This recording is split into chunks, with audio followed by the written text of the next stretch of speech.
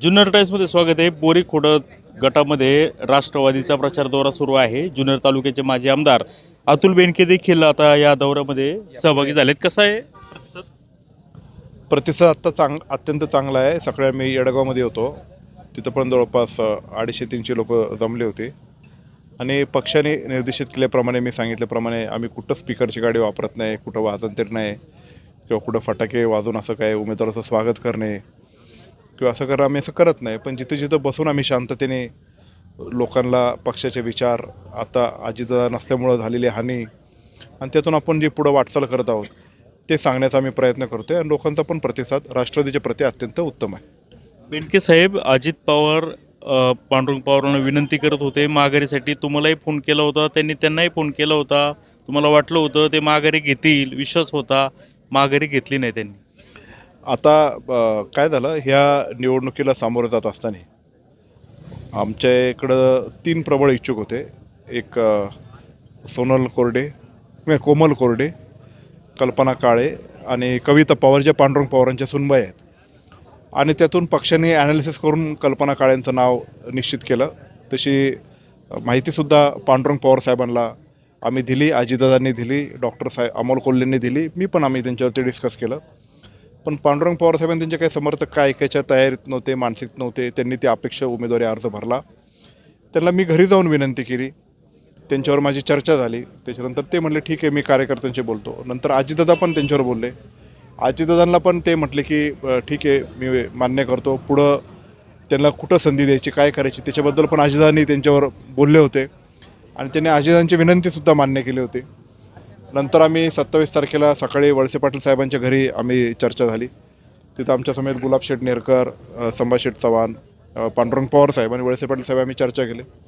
तर वळसे पाटील साहेबांनी पण सांगितलं की निवडणुकीच्या प्रक्रियेमध्ये पक्षाच्या हिताला बाधा पोचणार नाही, समजुतीने आपण पुढं जायला पाहिजे, असं करून आपण पुढं गेलं पाहिजे। आणि आजपर्यंत मी तरी लहान आहेत, पांडुरंग पवार आमचे मार्गदर्शक आहेत, ते तालुक्याचे अध्यक्ष राहिलेले आहेत, तब्बल अनेक वर्ष ते तालुक्याचे अध्यक्ष होते।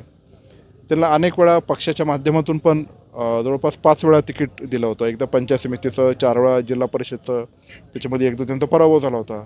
पक्षाने त्यांना उपाध्यक्षसुद्धा केलं होतं आणि त्यांचा आणि माझा शब्द पक्षश्रेष्ठीकडे जे काय आम्ही सांगू, तर दादांनी कुठल्या डावललं नाही। अनेक विकास कामाचे निधी आम्ही इथं आणल्या।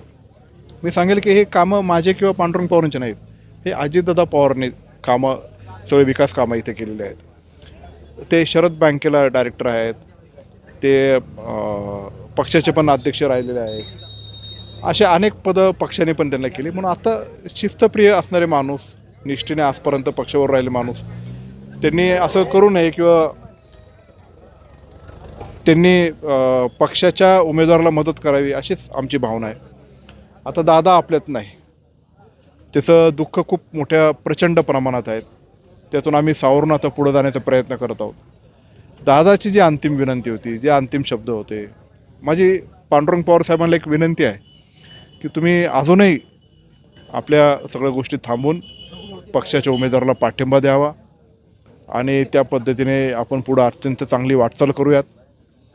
पांडुरंग पवार साहेब एक ज्येष्ठ नेते या तालुक्यातले आहेत, त्यांना कुठल्याच बाबतीत पक्षाच्या माध्यमातून पण आम्ही असं मोकळं सोडणार नाही। कुठल्या ना कुठल्या चांगल्या स्थानावर तिथं बसून त्या गोष्टी करून त्यांना काय काय करायचं हे दादा स्वतः बोलले आणि दादा पण माझ्याशी बोललेच होते की या सगळ्या गोष्टी। माझी पांडुरंग पवार साहेबांना हात जोडून विनंती सर्व कार्यकर्त्यांच्या वतीने की त्यांनी पक्षाच्या उमेदवाराला पाठिंबा देऊन अजूनही थांबून माघार घेऊन त्यांनी पाठिंबा द्यावा, अशीच माझी त्यांना विनंती असणार आहे। ते तुमची विनंती मान्य करतील? अजितदादांचं त्यांनी ऐकलं नाही, आता मान्य करतील नाही करतील, पण माझी त्यांना विनंती आहे की अशा प्रसंगामध्ये जे काही पक्षाचे आता 2-3 दिवसापासून आपल्या सगळ्यांवर शोककळा आहे, आम्ही फक्त आता खूप हातबल झालेलो आहे म्हणजे दादांच्या जाण्यामुळं, पण आम्ही पाय धरून दादांचा विचार आपल्याला पुढं घेऊन जायचा आहे, पक्षाचा विचार आम्हाला पुढं घेऊन जायचा आहे।